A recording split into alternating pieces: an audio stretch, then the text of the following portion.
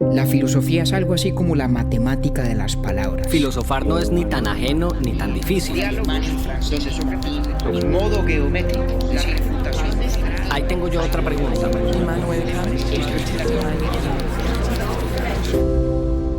Urbi et orbi, a la ciudad y al mundo.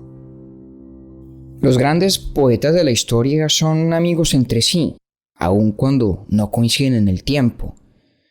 Dante fue amigo de Virgilio y por eso lo convirtió en su guía para ir a donde nadie nunca había ido antes, al infierno, al purgatorio y hasta las puertas del paraíso.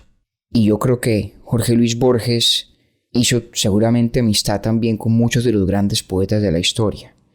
Yo no soy poeta, no lo seré nunca, pero tengo la no muy secreta aspiración de una manera semejante, a ser mi amigo también de Borges. Y por eso Octavio muy generosamente me permitió que fuera yo quien grabara esta introducción a nuestro segundo capítulo sobre don Jorge Luis Borges. Y este lo grabamos con ocasión de la siguiente historia. El 19 de noviembre de 1985, Borges le dictaba a su esposa María Kodama una breve página expiatoria que vino apenas a conocerse públicamente el 1 de noviembre de este año. En esa página Borges inmortaliza a Silvano Acosta, un soldado desertor a quien su abuelo, el coronel Francisco Isidoro Borges, ordenó fusilar el 25 de enero de 1871. Al publicarse esta página inédita de Borges, yo creo que asistimos verdaderamente a la segunda resurrección de Silvano Acosta, que había muerto primero fusilado y luego en el desorden en el que se ocultaron estas palabras de Borges durante décadas. Y para nosotros, para Octavio y para mí, es imposible no dedicar un capítulo a este descubrimiento que de nuevo pone el dedo en la llaga, casi literalmente. Porque este texto de Borges, Silvano Acosta, trata de la culpa, de la familia, de la vida y la muerte, de la memoria y el olvido, que son además las extensiones naturales de la vida y de la muerte. Y trata también de lo que Borges pensaba que era el tema central de toda gran poesía y de la condición humana en general, el problema del tiempo. Habrá otras lecturas de este texto, sin duda alguna. Es breve y precioso como todo lo que Borges escribió y la que viene es apenas nuestra lectura, que por ser nuestra está condenada a ser totalmente insuficiente. Pero en eso radica la magia de la genialidad poética, en que ella, como el pasado, está siempre abierta a nuevas lecturas y nuevas interpretaciones. Ojalá esta lectura nuestra no sea sino el punto de partida para la suya propia. Buenos días, buenas tardes, buenas noches, compañero. Me alegra saludarlo. ¿Qué Octi? ¿Qué ha habido, hombre? ¿Cómo vamos? Bien, hoy. ¿Sí? Sí, hoy un día muy bonito, con sol a pesar del frío, de esos días de principios de invierno. Eso es una belleza. Sí, me gustan mucho. Lástima que fue corto el otoño, ¿no? Ese cambio de los colores de los árboles que es tan especial. Todavía hay hojas, todavía hay algo de aquello, pero no es nunca tan largo como uno quisiera que fuera, ¿no? Es que ese es el problema. Yo creo que es que uno realmente quisiera que durara los 3 meses, pero eso no. Y cada vez es como más corta esa brecha, esa transición entre el verano y el invierno.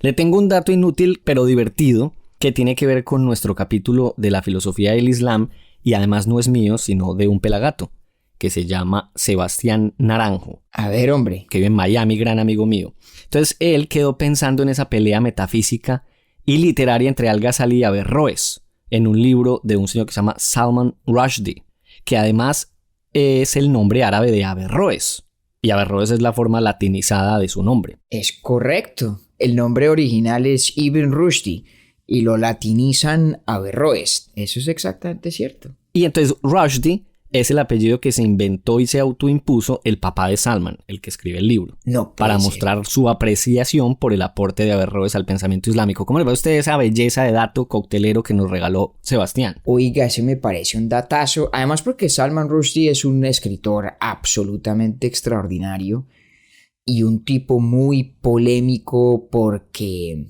digamos que su pluma no perdona blanco.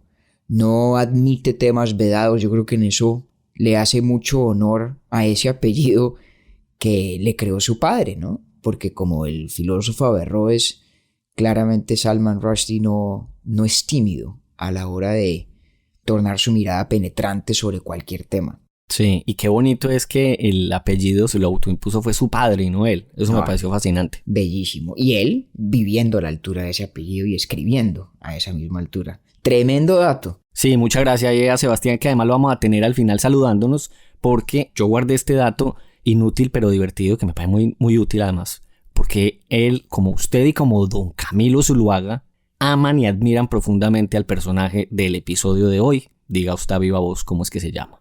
Don Jorge Francisco Isidoro Luis Borges Acevedo. Así es. Por si las dudas. Fíjese usted que a mí los grandes amigos me vienen con ese amor y ese interés por Jorge Luis Borges. Aquí pensando pues. Está escogiéndolos bien. Los tiene de buen gusto. Pues sí, hombre. Hoy vamos a volver a don Jorge Luis Borges. Lo hicimos en nuestra primera temporada con un temprano poema suyo, Rosas. Y caramba, era imposible para nosotros no hacer lo propio después del descubrimiento extraordinario que se produjo este mes, ¿no? De que su viuda María Kodama, parece que organizando la casa, como hace todo el mundo en esta cuarentena, encontró un texto que Borges le dictó me parece que fue el 19 de noviembre, ¿no? Del 85. De 1985, así es. Unos 7 meses antes de morir, porque Borges murió en junio del 86. Y María Kodama encontró un texto inédito que nadie había visto desde ese día de noviembre del 85, en que lo vio ella, porque se lo dictó Borges, ya ciego para entonces, y lo publicó, creo que fue el Nacional de Buenos Aires, ¿no? Sí, y pareciera ser que también fue un poquito como su despedida de Argentina, porque a los días él se va de Argentina y ya nunca más regresa. Tienes razón, que Borges murió en Suiza.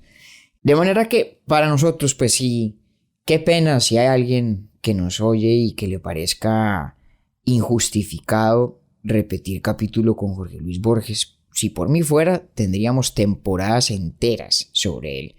Y esta era una excusa que no podíamos dejar pasar. ¿Cómo vamos a abstenernos nosotros de comentar ese texto extraordinario? Que además, como hablábamos usted y yo hace unos minutos conversando aquí mientras instalábamos el micrófono y todo esto, que ese texto es un correlato perfecto de lo que hicimos en la primera temporada con Rosas, ¿no?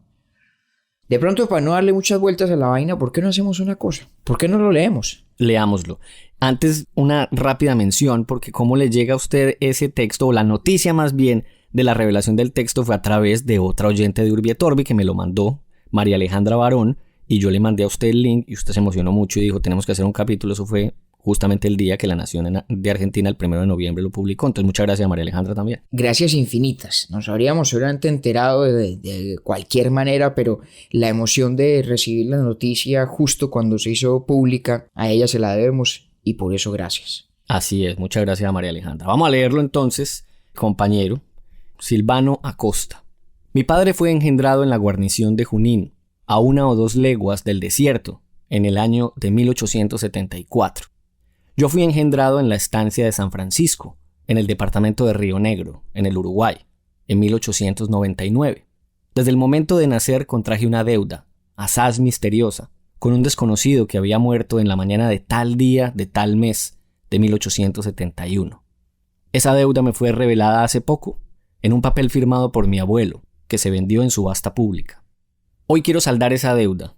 Nada me costaría fantasear rasgos circunstanciales, pero lo que me ha tocado es lo tenue del hilo que me ata a un hombre sin cara, de quien nada sé salvo el nombre, casi anónimo ahora, y la perdida muerte. Asesinado Urquiza, la montonera jordanista asedió a Paraná. Una mañana entraron a caballo en la plaza y dieron la vuelta golpeándose la boca y gritando algún zapucay para hacer burla de la tropa. No se les ocurrió apoderarse de la ciudad. Para levantar el sitio, el gobierno envió al regimiento número 2 de infantería de línea. Faltaban plazas y una leva recogió a algunos vagos en las tabernas y en las casas malas del Bajo. Acosta fue apresado en esa redada, entonces común. Nada me costaría atribuirle una parroquia de Buenos Aires o un oficio determinado, peón de albañil o cuarteador, pero esa atribución haría de él un personaje literario y no el hombre que fue lo que fue. A la semana desertó del cuartel y se pasó a los montoneros. Tal vez pensó que la disciplina entre gauchos sería menos severa que en las filas de un ejército regular. Tal vez quería desquitarse de haber sido arrastrado a la guerra. Prosiguió la campaña y un destacamento del 2 trajo prisioneros. Alguien reconoció al pobre Acosta. Era un desertor y un traidor. El coronel Francisco Borges, mi abuelo, firmó la sentencia de muerte con la buena caligrafía de la época. 4 tiradores la ejecutaron.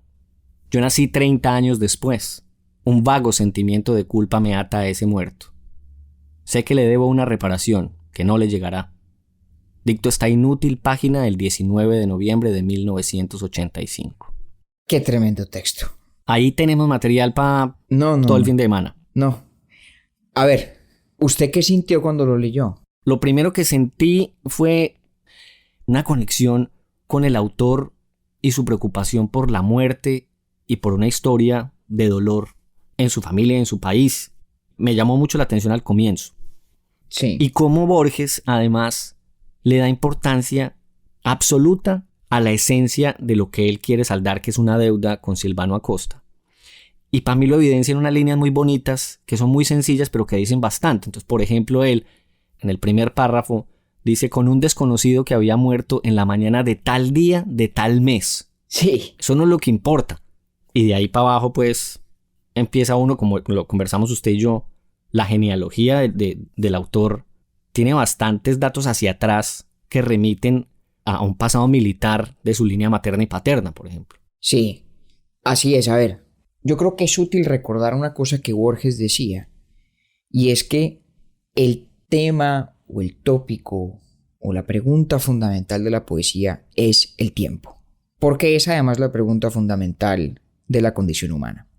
Y mucho de lo que Borges escribió puede leerse como un esfuerzo por desentrañar el extraordinario misterio del tiempo. Y usted ve, con toda la razón ve, que el tiempo es central tanto a Rosas, cuando hablamos de ese poema, como a este Silvano Acosta, ¿no? En el contexto de Rosas, recuerde que lo que Borges dice del tiempo es muy, muy singular, ¿no? Porque dice que en las heridas del tiempo pues caben todos los muertos, ¿no? Dice más exactamente: el tiempo, esa inmortalidad infatigable que anonada con silenciosa culpa a las razas y en cuya herida siempre abierta, que el último Dios habrá de restañar el último día, cabe toda la sangre derramada. Ojo, ese poema que escribió Borges en los años 20 precede por mucho el descubrimiento de la orden de ejecución de Silvano Acosta que firmaba su abuelo, el coronel Francisco Isidoro Borges, en buena caligrafía, además, nos cuenta Borges. Pero ya desde antes, desde el principio de su vida como poeta, Borges entendía que el problema del tiempo es el problema esencial, ¿no? El tiempo es una inmortalidad infatigable, a diferencia de lo que somos nosotros, que somos un proceso de fatigarse rumbo a la muerte, ¿no? Podríamos decir una mortalidad fatigante o extenuante. Y fíjese que aquí ya habla de silenciosa culpa. Es exactamente el problema de Silvano Acosta, o del texto de Silvano Acosta, ¿no? Que usted dijo una cosa muy bonita en el episodio sobre Borges en la primera temporada, y yo lo quiero citar textualmente, porque cuando usted estaba hablando del tiempo, una de las frases que más me gustaron de ese episodio fue cuando usted dice: ¿qué puedo hacer yo con el legado moral casi siempre problemático y teñido que recibo de mis antepasados? Y es lo que está haciendo Borges otra vez. Claro, ahí está el problema. No me acordaba yo de esa frase, pero y que conste que para entonces no se había descubierto el texto Silvano Acosta. Es exactamente el problema de Borges aquí. Yo creo que hay una duplicidad, como para no referirnos en demasía a ese episodio anterior, que bien puede ser el caso que quien nos escuche en esta oportunidad no lo haya oído aún, ¿no? Pero si el tiempo parece, digamos, una especie de monstruo voraz que todo lo engulle y dentro del cual ya es indiferente quién fue quién y cuándo vivió y cómo vivió, ¿no? El tiempo del poema Rosas es de una impersonalidad pasmosa, ¿no? tan extraordinaria que Borges siente que al final tiene que justificar un poco el haber escrito un poema sobre una persona. Y acuérdese que al final da su justificación, que es paradójica, ¿no? Ya Dios lo habrá olvidado, refiriéndose a Rosas, y es menos una injuria que una piedad demorar su infinita desolución con limosnas de odio. Borges sentía en ese caso la necesidad un poco de explicar por qué, si el tiempo, como digo, nos engulle a todos y dentro de él nos diluimos en la nada a la que estamos condenados a ser, ¿por qué si es así, pues merece la pena hablar de Rosas en concreto y en particular? Este texto que descubrió recientemente María Kodama es todo lo contrario. El tiempo es lo mismo, ¿no? El tiempo es el mismo. Pero Borges siente la extraordinaria necesidad de reivindicar la precisa individualidad de una víctima que, de no ser por este texto, sería exactamente como todas las otras innumerables y anónimas que han ido a dar, como decíamos, en esa herida siempre abierta del tiempo. Entonces aquí está ocurriendo todo lo contrario. Y nos lo deja muy claro Borges desde el principio. Porque este es un texto que arranca y está anclado a las particularidades de unas vidas singularísimas que no tienen, de hecho, esas particularidades mayor trascendencia para efectos de lo que Borges nos quiere decir, que es, mierda, descubrí que mi abuelo dio la orden de matar a Silvano Acosta y yo cargo una deuda con Silvano Acosta y aquí se la estoy tratando de pagar o de mal pagar. Y vea qué bonito cuando él dice, yo podría justificarlo en las circunstancias propias de ese momento en la vida de mi abuelo y del país y demás. Pero él dice, pero eso no se trata. Ya va, pero ojo, porque está diciendo dos cosas alrededor de las circunstancias, ¿cierto? Yo creo que hay sí la insinuación de que podría haber tal vez una justificación de la conducta de su abuelo Francisco Isidoro Borges. Entre otras cosas porque el texto no constituye una condena de Francisco Isidoro Borges. Borges no está censurando a su abuelo, ¿no? Es una deuda muy singular porque no parece ser una deuda originada en un acto que pueda proclamarse como injusto. No está Borges hablando aquí de su abuelo en el mismo tono con que se refiere a Rosas, en ese otro poema, ¿cierto? Lo que sí dice, y esto es muy importante cuando habla de las circunstancias, es que se abstiene de, dice Borges, fantasear rasgos circunstanciales. Pero espere un momentico, ya vamos para allá. ¿Cómo está en orden? Porque es que este es un texto de extraordinaria importancia. Borges empieza, como decía, dándonos una cantidad de anclajes, eso sí circunstanciales, a la particularidad de su propia vida. Casi, creo yo, como una tímida confesión del hecho de no saber esos mismos hechos en relación con Silvano Acosta. Es una vida de la que no sabemos nada distinto de su nombre y del haber sido víctima del abuelo de Borges, en una orden de fusilarlo por traidor y desertor. No sabemos nada de Silvano Acosta. Y por eso Borges, paradójicamente, sabiendo su nombre, titulando el texto con su nombre, dice que es casi anónimo. El anonimato de Silvano Acosta no radica en que su nombre no se conozca, sino que todo aquello que ese nombre designa es desconocido. A diferencia, repito, de Borges, porque sabemos entonces que su padre fue engendrado en la guarnición de Junín, a 2 leguas del desierto, detalle absolutamente accesorio, en el año de 1874, y sabemos que Borges fue engendrado en la estancia de San Francisco en el año de 1899, ¿cierto? Y fíjese el contraste, lo que usted decía con mucho tino. Un desconocido que había muerto en la mañana de tal día, de tal mes de 1871. El contraste es clarísimo, ¿no? Entre la minucia del detalle que sabemos de Borges y de su abuelo y lo mucho que ignoramos de Silvano Acosta. Y entonces mira aquí una de las grandes paradojas de esas, digamos, contradicciones insolubles y fantásticas de Borges. Porque luego nos dice que, de nuevo, se abstiene de fantasear rasgos circunstanciales porque no quiere hacer de Silvano Acosta un personaje literario. Quiere honrar, dice Borges, el hombre que fue lo que fue. Pero el problema es que no sabemos nada de ese hombre que fue lo que fue. Lo único que sabemos es el Silvano Acosta, que es el personaje de este texto de Borges.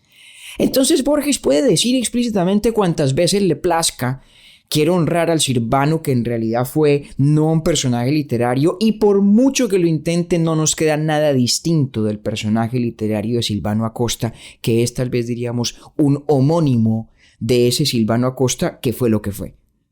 Y la forma más clara, creo yo, como Borges nos da a entender que él entiende esa contradicción, que entiende ese dilema, esa imposibilidad de no ficcionalizar, de no hacer personaje a nuestro Silvano Acosta, es que tan pronto dice que se abstiene de fantasear rasgos circunstanciales, ¿qué es lo que hace? Nada distinto de empezar a fantasearlos.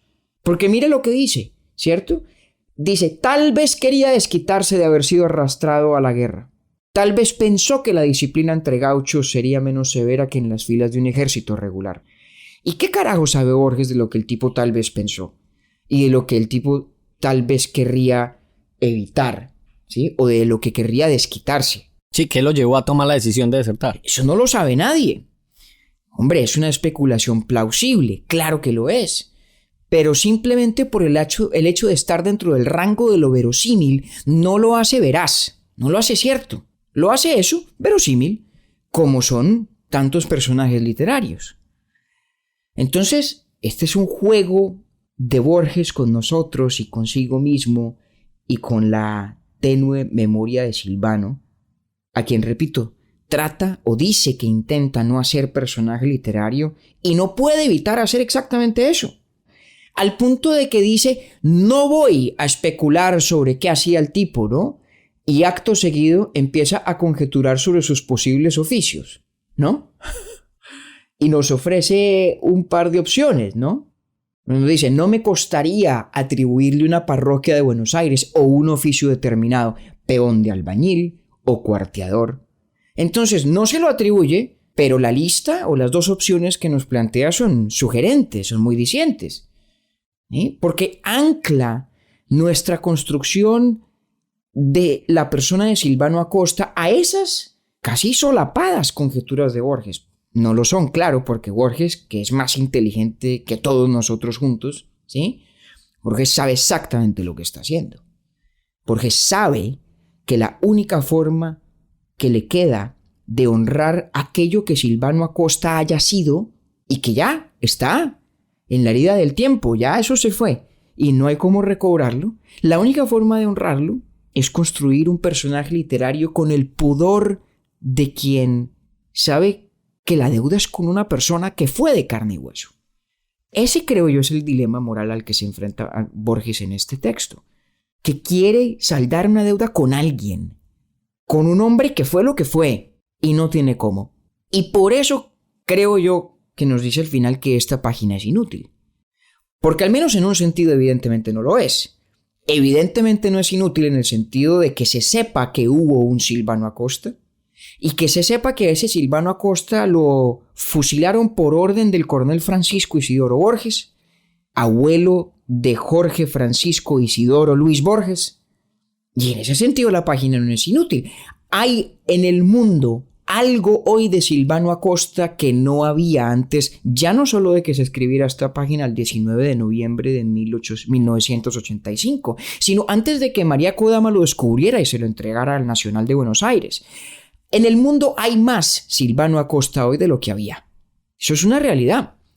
Y si Borges cree que la forma de saldar esta deuda es en algo conferirle a ese Silvano Acosta la existencia que su abuelo ni anuló al matarlo, desde ese punto de vista, de nuevo, la página no es inútil. Ocurre, digamos, lo opuesto de lo que ocurría con Rosas. Tan sabe Borges que la página no es inútil que en el caso de Rosas tenía que excusarse por haberlo inmortalizado. Y seguramente yo no sabría nunca de Rosas si no fuera porque leía Borges. Recuerde usted que yo, por ejemplo, me vine a dar cuenta de la existencia de Rosas cuando grabamos el capítulo. Ahí está. Sí, o sea, Borges es culpable de la perpetuación de la memoria de Rosas. En 500 años, Rosas en los textos de historia será una pequeñísima nota al pie de página, ¿no? Porque los textos de historia seguirán siendo más o menos breves, tendrán que ir comprimiendo lo que narran para ajustar todos los sucesos futuros. Y de pronto hay una mención por ahí a un señor Rosas, y eso en un texto de historia argentina, en un texto de historia universal no habrá manera de dar con él. Y sin embargo, 500 años después de hoy habrá cientos de miles que sabrán de un Rosas, y sabrán de ese Rosas por Borges.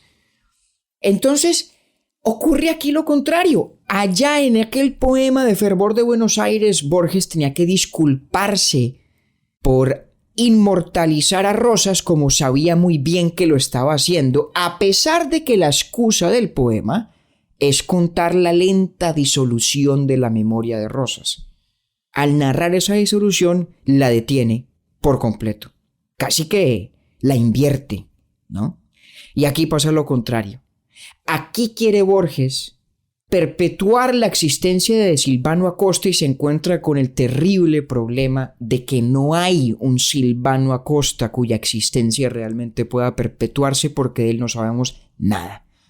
Salvo que fue, por lo menos en concepto del coronel Francisco Isidoro Borges, traidor y desertor, y había que fusilarlo. Lo que usted acaba de decir es completamente cierto. Ahí vuelve Borges inmortal a Silvano. Sin embargo, la humildad con que él intenta hacer la reparación parte de la base de reconocer que al único que mereciera recibir esa reparación es al único al que no le va a llegar, que es el mismo Silvano. Ahora, y hay un sentido obvio en el cual no le va a llegar. Digamos que esa, yo creo, es la lectura de primer orden. Pues Silvano está muerto. Vale, pues claro que no le llega porque está muerto. Pero yo creo que la razón por la cual, dice Borges, sé que le debo una reparación que nunca llegará, la verdadera razón es, creo yo, no solamente porque Silvano está muerto. Es porque la única reparación justa sería la inmortalidad del verdadero Silvano. Y esa es imposible.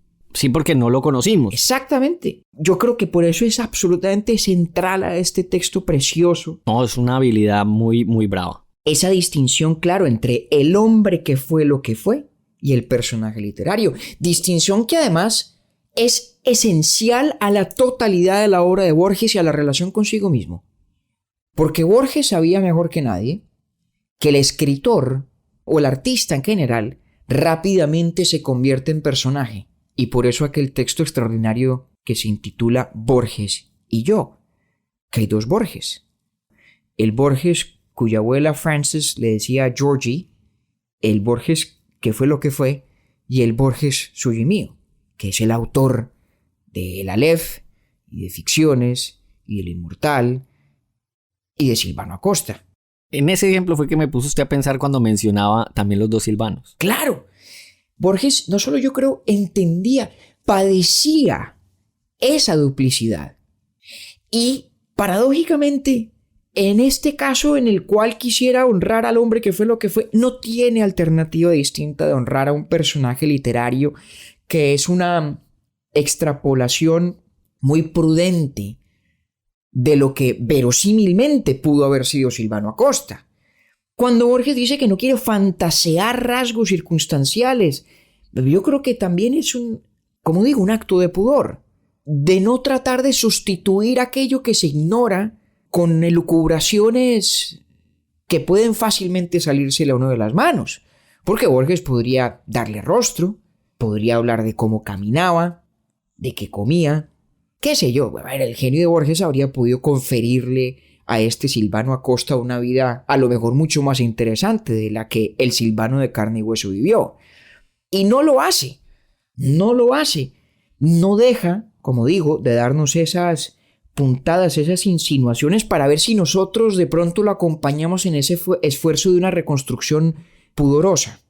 Tal vez pensó aquello, tal vez quería esto otro, ¿no? Tal vez fue peón de albañil, tal vez fue cuarteador. Pero no quiere hacer de él lo único que hoy es posible que se haga con él, es decir, un personaje literario. Ese sí es un verdadero laberinto borgiano. No hay salida. La única salida sería el silencio. La única forma de no hacer de Silvano Acosta un personaje literario en manos de Borges o en la pluma de Borges, dado todo lo que de él se ignora, era no haber dicho nada. Pues a la deuda del man y por eso lo pagó el 85. Claro. Por eso es una deuda imposible de saldar. Repito, más allá de la trivial razón de que Silvano Acosta está muerto. Porque, ojo, que la trivialidad de ese hecho yo creo que tiene que ver además con otro que es tal vez su hermano. Y es que Borges tenía esta culpa y esta deuda desde antes de saber que la tenía. Ojo a lo que dice. Y obviamente cuando de Borges se trata, la elección de cada palabra lo dice todo. Desde el momento de nacer contraje una deuda, asaz misteriosa, con un desconocido que había muerto en la mañana de tal día de tal mes de 1871. Contraje una deuda. Cuando uno, en el uso común del lenguaje, dice que contrae una deuda, es porque uno ha hecho algo para que la deuda exista, ¿cierto? A uno las deudas no le caen del cielo. Uno algo hace, fruto de lo cual se tiene la deuda. Borges no ha hecho nada para contraerla. Nada distinto de nacer. A mí eso de tal día, de tal mes me parece rompedor, como dice Camilo. Claro. Porque él sí sabe qué día y qué mes es. Entonces, ese juego con el tiempo me parece... yo ahí quedé prendido. Esto me parece un punto buenísimo. Oiga, tiene toda la razón. Cuando Borges está escribiendo este texto, Borges de hecho sabe el día y el mes del fusilamiento, ¿no? Porque eso está, me parece que en la carta de su abuelo. Es más, lo vamos a decir, 25 de enero de 1871. Oiga, qué importante lo que usted acaba de decir. Porque entonces, fíjese, el juego aquí se pone más sofisticado. Borges, parece, nunca supo del fusilamiento de Silvano Acosta. Hasta que apareció la carta de su abuelo que da cuenta de esa orden de fusilamiento por una subasta. Y usted encontró la carta, ¿no? Yo la encontré, sí. Léasela, que eso me parece importantísimo lo que usted acaba de decir. Que es muy corta además. Entonces dice: Paraná, enero 25 de 1871. Al excelentísimo señor ministro de Guerra y Marina de la República. Hoy ha sido pasado por las armas el soldado Silvano Acosta del Batallón Guardia Provincial de Buenos Aires, por el crimen de deserción al enemigo, en cuyas filas fue aprehendido haciendo parte de la gavilla capitaneada por el traidor Maragato. La causa firmada en que han sido llenadas todas las formalidades de la ordenanza es la que tengo el honor de adjuntarle a la aprobación de usted. Dios guíe a usted, Francisco Borges. Repítame la fecha. 25 de enero de 1871. Bueno, pero me queda una duda.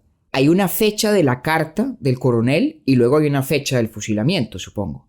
Hoy mismo, o sea, el 25 de enero. Caramba, es decir, muy bien, muy perspicaz, don Octavio. Entonces, ojo, aquí es donde la cosa se vuelve interesante, entonces. Volvámonos a esta oración. Desde el momento de nacer contraje una deuda, asaz misteriosa, con un desconocido que había muerto en la mañana de tal día de tal mes de 1871. Es decir, esta oración aquí es la realidad de Borges al momento de nacer, es la característica de la deuda que adquirió en ese momento. No es lo que el Borges que dicta estas páginas ya sabe, porque el Borges que las dicta pues sabe que no es un desconocido, sabe que se llama Silvano Acosta y ahora me percato gracias a usted, sabe exactamente el día y el mes y sabe que es en la mañana. Bueno, eso sí nos da la pista acá, ¿no? ahí deja que veamos por lo menos ese detalle de lo que él ya hoy sabe. Y esto me parece una afirmación de parte de Borges de la mayor trascendencia. Y es que al mundo llegamos con peso, con un equipaje que no es nuestro. Borges no ha hecho nada distinto de nacer para contraer esta deuda. Y la siente. Y es genuina y es sincera. Quien dude de la autenticidad del sentimiento que Borges expresa acá, se equivoca. Eso sí creo poderlo decir a rajatabla. Y Borges no es melodramático, ¿no? No está diciendo que se ha sentado a llorar y que le parece pues una tragedia. No, Borges está tratando esto con absoluta sobriedad y con fidelidad a la verdad. Porque mire lo que dice al final. O mejor, construyamos la línea del tiempo o la biografía de Borges vista desde la perspectiva de su vínculo tenue con Silvano Acosta. Borges nace, en ese momento de nacer, dice él, contraje una deuda, ¿sí?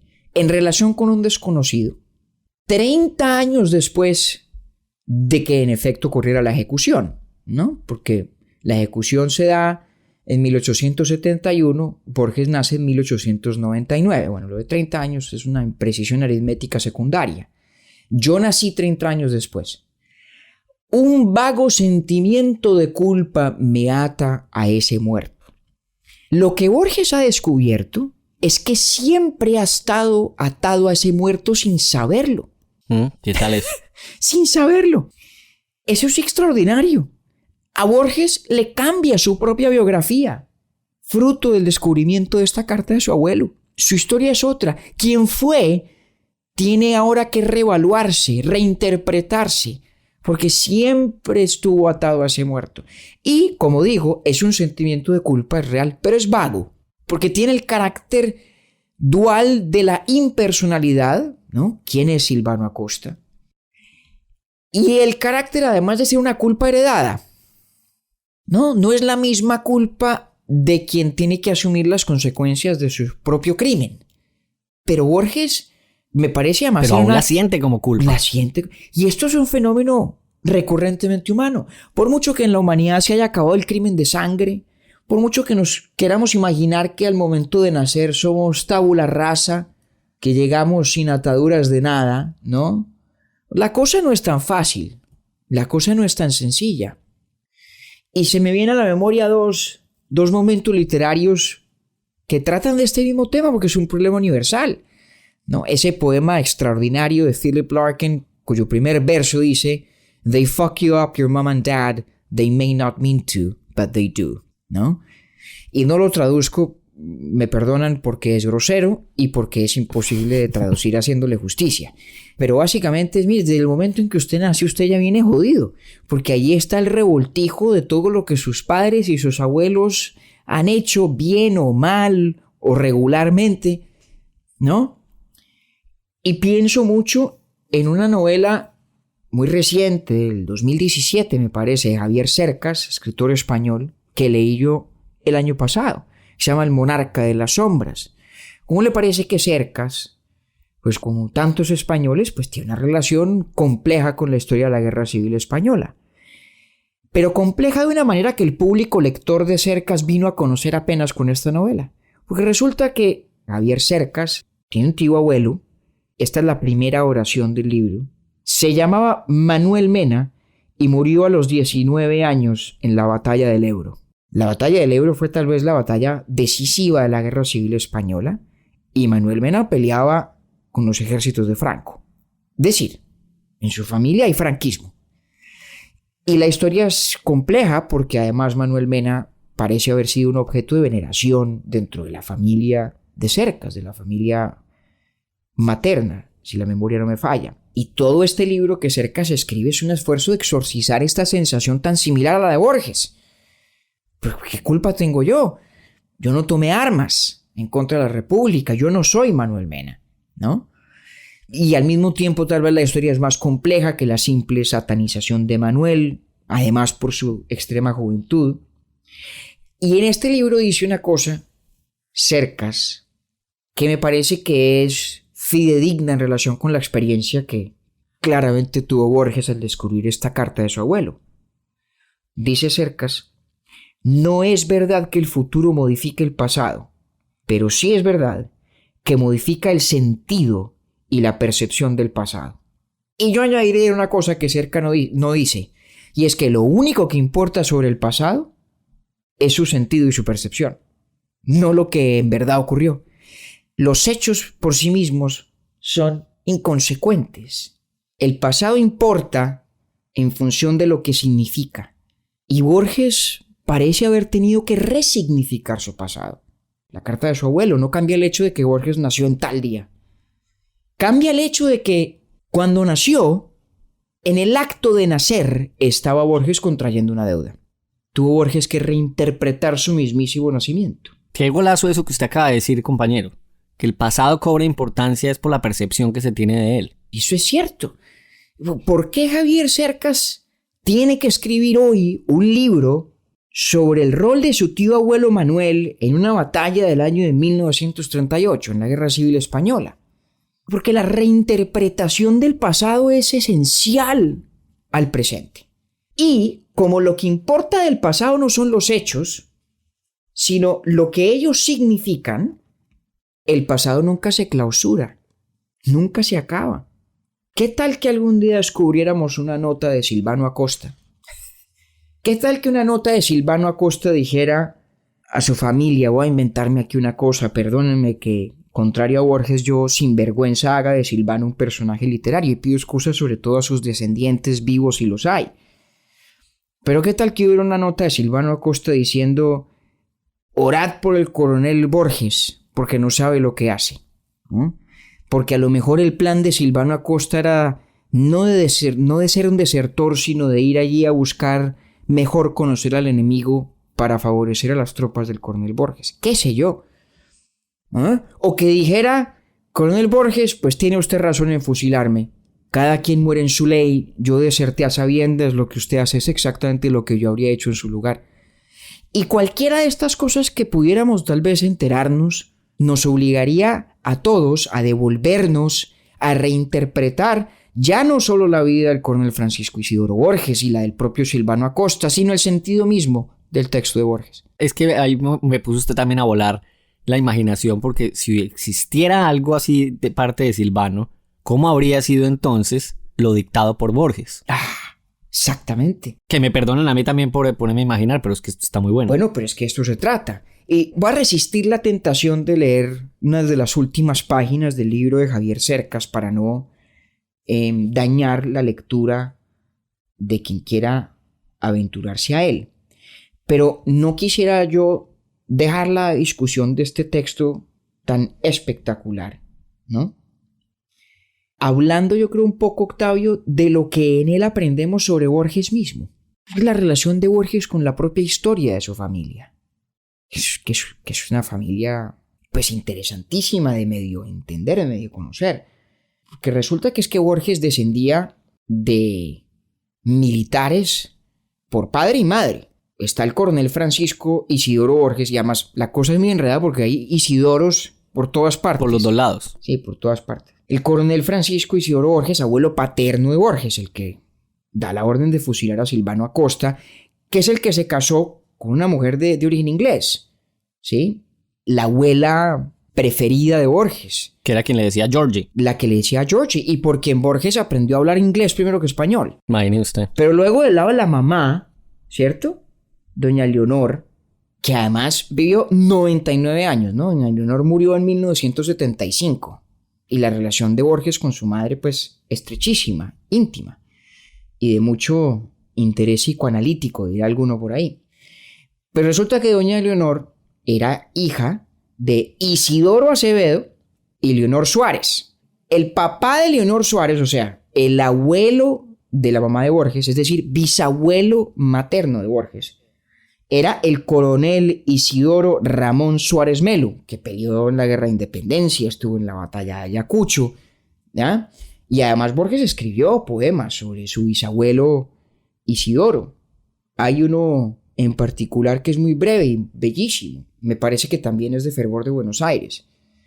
Dice así: inscripción sepulcral. Dilató su valor sobre los Andes. Contrastó montañas y ejércitos. La audacia fue costumbre de su espada. Impuso en la llanura de Junín término venturoso a la batalla, y a las lanzas del Perú dio sangre española. Escribió su censo de hazañas en prosa rígida, con clarines belísonos. Eligió el honroso destierro. Ahora es un poco de ceniza y de gloria. Me causa mucha curiosidad, entre otras, que aquí habla de la prosa rígida de su bisabuelo Isidoro, y en el texto Silvano Acosta habla de la caligrafía de su abuelo Francisco, ¿no? Sí. Un detalle ahí del que me percato ahora, pero claramente Borges ve esta historia familiar con admiración por el heroísmo que encarna. Y esto además lo han notado muchos críticos, también porque Borges no fue nunca tímido a la hora de reconocer que se sentía cobarde. Y se sentía cobarde sobre todo a la luz de esa historia familiar. Y creo que no hay declaración más clara de ese sentimiento que ese famoso poema que además viene en estructura de soneto, que se llama El remordimiento. Y lo leo rápidamente, pues ¿por qué? ¿Por qué no? ¿Por qué no? ¿Sí o no? Ave María. He cometido el peor de los pecados que un hombre puede cometer. No he sido feliz. Que los glaciares del olvido me arrastren y me pierdan despiadados. Mis padres me engendraron para el juego arriesgado y hermoso de la vida, para la tierra, el agua, el aire, el fuego. Los defraudé. No fui feliz. Cumplida no fue su joven voluntad. Mi mente se aplicó a las simétricas porfías del arte que entretejen haderías. Me legaron valor, no fui valiente. No me abandona, siempre está a mi lado, la sombra de haber sido un desdichado. Poema que además Borges, si la memoria no me falla, escribió el año después de que muriera su madre. Me legaron valor, no fui valiente. Exactamente. Aquí está también esa relación de Borges tan compleja con su familia, con lo que en su sangre hay, que es previa a toda elección suya. Entre lo que se cuenta, no solamente el legado de valor, porque se lo legaron, ¿no? Y del que Borges, por lo menos aquí en este momento de la vida de Borges, nos dice que no supo hacer de él mayor cosa, ¿no? Voy a acompañar lo bonito que es el reconocimiento de que le legan el valor y él no es valiente. Sin embargo, la deuda sí la quiere pagar. Porque es que Borges no reniega de eso que hereda. Y el ejemplo más importante de todos es su propia ceguera. Es que Borges era ciego, se volvió ciego por razones congénitas.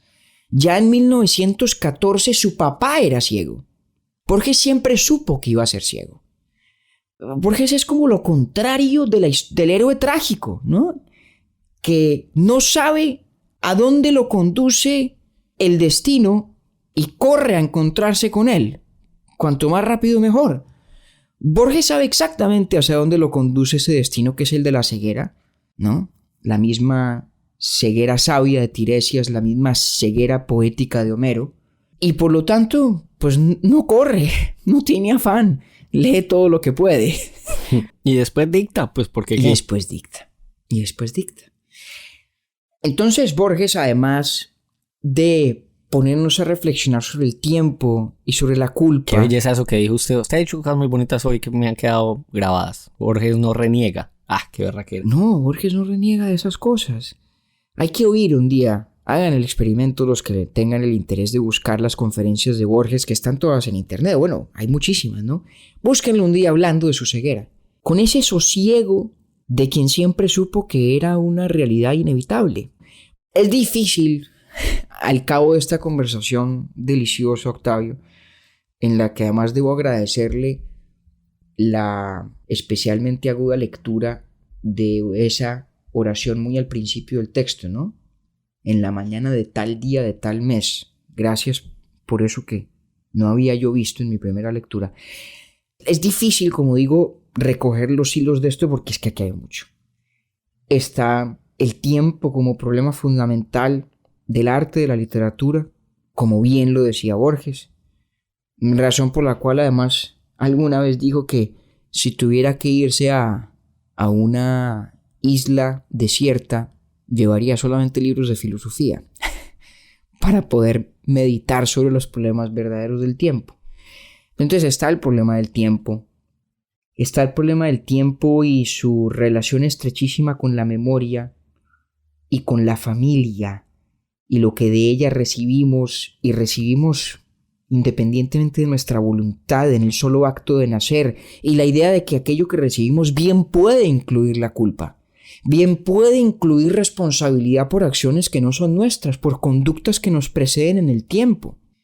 Y además esa idea extraordinaria de que la vida de un ser humano, como las obras de arte incluso, tienen o están condenadas más bien a ser siempre posible objeto de reinterpretación, como el pasado. Porque los hechos en sí mismos, si es que los hay, son muy poco importantes. Y lo único que en realidad importa es qué significan esos hechos para nosotros. Y por eso Borges trata, o se siente llamado a repensar su propia biografía al dar con esta carta de su abuelo en una subasta.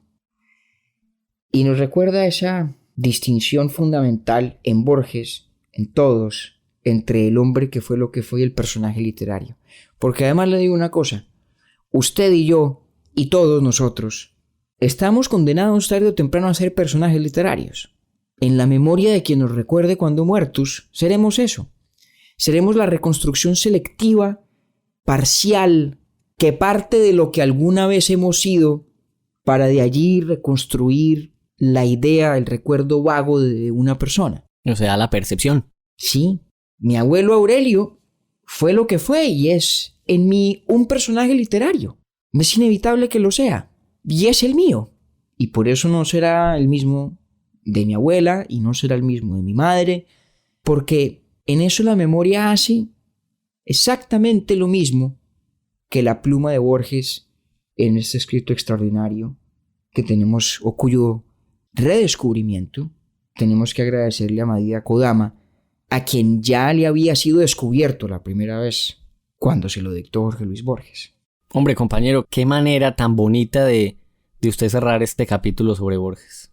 Gracias a usted porque la conversación y la sensación de lo grande que estuvo es evidente pues para mí. Y es usted el que me lleva pues por esos caminos y esa fue la única forma pues de yo entregarle esa línea. No hay nada distinto a que usted me vende el cuento siempre muy bien. Pues hombre, lo único que tengo yo para añadir, y espero esto alegre a mi buen amigo Carlos Trad, casi tan argentino como Borges mismo, lo único que me queda claro, digo, es que yo creo que vamos a tener que seguir volviendo a Borges. Ya va a tocar capítulo de Borges por temporada al menos, pues. No sé yo, pero en Borges nos encontramos nuevamente, ojalá muy pronto, mi querido Octavio. Que así sea, compañero. Mil y mil gracias nuevamente. Me imagino que alguno por allá quiere leer el libro de El Monarca de las Sombras, así se llama, el libro del cual David estuvo hablando durante la conversación de hoy. Un abrazo, compañero, mil gracias de verdad. Lo mismo, don Octavio, y en la distancia, gracias a doña María Kodama. Y gracias siempre a Jorge Luis Borges. Hola, mi nombre es Juan Sebastián Naranjo y soy uno de los 5 pelagatos que escuchamos Urbi et Orbi. Una de las cosas que más me gusta del podcast es sentir que estoy en una tertulia amistosa con David y con Octavio, aunque no esté ahí presencialmente con ellos, y creo que es una de las cosas que nos pasa a todos, y quiero agradecerles por haber despertado en mí otra vez el interés por un tema aparentemente tan lejano, no sé si en el interés personal, sino en el tiempo, como lo era la filosofía, a la que no me acercaba desde que estaba terminando el colegio o iniciando la universidad. Quiero agradecerles por volver a despertar este interés en mí.